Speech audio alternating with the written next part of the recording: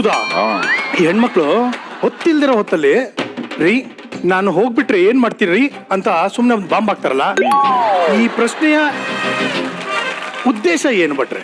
ಆಮೇಲೆ ನಮ್ಮ ಉತ್ತರ ಹೆಂಗಿರ್ಬೇಕು ಅನ್ನೋದು ಸ್ಟ್ರೈಟ್ ಒಂದು ಉತ್ತರ ಕೊಟ್ಬಿಡು. ಹಾ, ನೀ ಸತ್ರೆ ನಾ ಹುಚ್ಚ ಆಗ್ಬಿಡ್ತೀನಿ.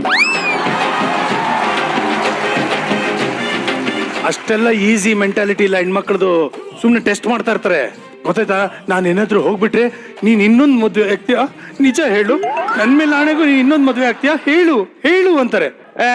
ಹುಚ್ಚ ಏನ್ ಬೇಕಾದ್ರೆ ಮಾಡ್ಬೋದನ್ನ.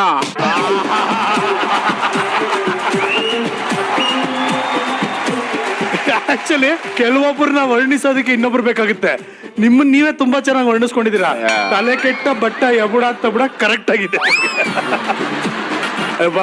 ಒಬ್ಬ ಗಂಡು ಮುತ್ತೈದೆ ಆಗಿ ನೀವು ಲೇಡೀಸ್ ಮನ್ಸನ್ನ ಇಷ್ಟು ಚೆನ್ನಾಗಿ ಅರ್ಥ ಮಾಡ್ಕೊಂಡಿದ್ದೀರಾ. ನಾನು ನಿಮಗೆ ಒಂದು ಸರ್ಟಿಫಿಕೇಟ್ ಕೊಡ್ತಾ ಇದ್ದೀನಿ.